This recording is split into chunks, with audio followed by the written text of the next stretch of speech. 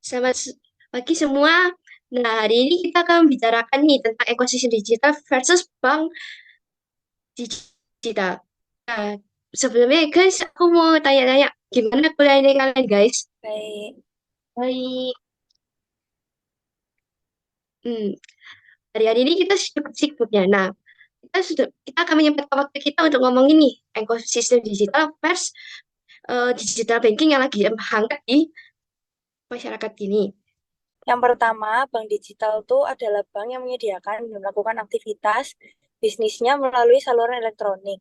Bank digital itu merupakan suatu organisasi berbadan hukum Indonesia yang dapat menjalankan berbagai kegiatan usahanya tanpa kantor fisik atau hanya menggunakan kantor fisik yang terbatas. Biasanya cuma satu gitu.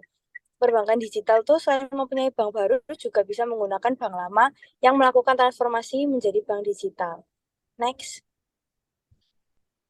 Kalau ekosistem digital adalah sebuah kumpulan teknologi informasi yang saling terintegrasi dan terkait yang dapat digunakan sebagai kesatuan yang utuh. Sistem yang terbentuk kemudian dapat digunakan dan diisi oleh banyak pihak dalam bisnis, mulai dari pelanggan, pemasok, penyedia data, pihak pemerintah, melalui dinas terkait, berbagai bentuk layanan.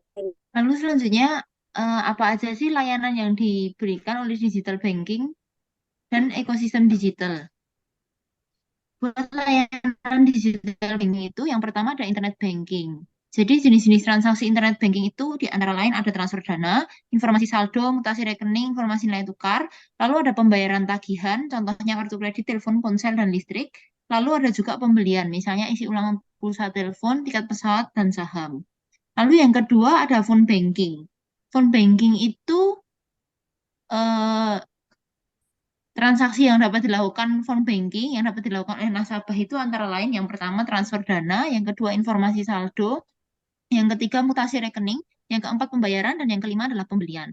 Lalu layanan yang ketiga adalah SMS banking. Jenis-jenis transaksi yang dapat dilakukan melalui SMS banking itu antara lain yang pertama transfer dana, yang kedua informasi saldo, yang ketiga mutasi rekening, yang keempat pembayaran, dan kelima pembelian. Lalu yang keempat ada mobile banking yang paling sering kita gunakan. Beberapa jenisnya, beberapa jenis transaksinya antara lain yang pertama transfer dana, yang kedua informasi saldo, yang ketiga mutasi rekening, yang keempat informasi nilai tukar, yang kelima pembayaran, dan keenam adalah pembelian. Lalu layanan yang diberikan oleh ekosistem digital yaitu Microsoft. Yang pertama adalah Microsoft Word. Fitur dan keunggulannya adalah dapat membuat dokumen dengan lebih mudah dan cepat, dapat mengoreksi dan menghitung kata di dalam dokumen dengan tepat. Lalu ada fitur unggulan seperti auto formatting, auto correct, auto page index, HTML editor, mail merge, dan booklet layout. Lalu yang fitur selanjutnya ada Microsoft Excel. Lalu layanan yang ketiga ada Microsoft PowerPoint. Dan yang keempat ada Microsoft Outlook, yang kelima ada Microsoft Access, yang keenam ada Microsoft OneNote, yang ketujuh ada Microsoft Frontpage, yang kedelapan ada Microsoft Publisher, yang kesembilan ada Microsoft Infopad, yang kesepuluh ada Microsoft OneDrive, yang ke-11 Microsoft Teams. Sekarang itu sudah paket terbarunya dengan Miss Office 365 yang isinya beragam layanan terbaru dari Microsoft.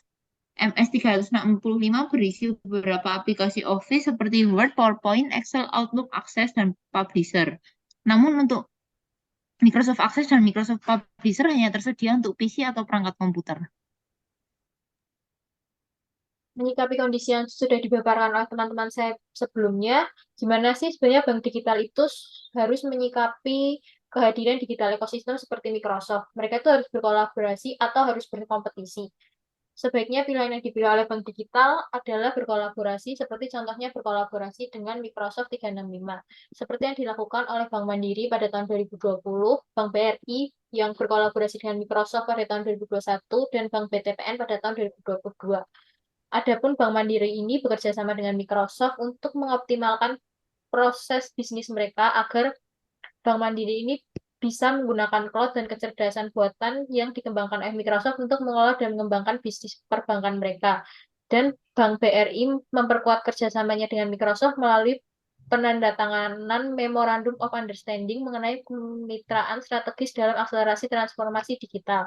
Dan juga adapun Bank BTPN ini kembali berkolaborasi dengan Microsoft untuk mengakselerasi transformasi digital dari Bank BTPN sendiri. Kolaborasi ini dilakukan melalui pemanfaatan ekosistem Microsoft 365 untuk mendukung implementasi kerja hybrid atau sistem kerja hybrid. Bank BTPN ini menggunakan Microsoft 365, ya, mana alat kerja produktivitas modern berbasis cloud yang menggabungkan fleksibilitas tempat kerja digital dengan kontrol dan penegakan kebijakan untuk memenuhi kerangka kerja kepatuhan dan kepatuhan yang tepat. Nah, Seperti jawaban teman kami sebelumnya, lebih baik digital banking berkolaborasi dengan digital ecosystem karena digital ecosystem depannya menjadi masa depan dari digital banking sendiri. Menurut Chris Skinner, bank tidak berubah ekosistem digital karena mereka dibentuk demikian rupa seperti hanya keuangan biasa atau secara konvensional sebaliknya telah menjadi kebutuhan one-stop shop bagi konsumen. Sebagai permulaan, konten mencari kemudahan dan ingin mendapatkan layanan sebanyak dan secepat mungkin melalui satu kali transaksi. Kedua, perbankan terbuka dan PSD2, petunjuk layanan pembayaran kedua, memaksa lembaga keuangan untuk membuka database mereka ke penyedia layanan eksternal jika pelanggan memintanya.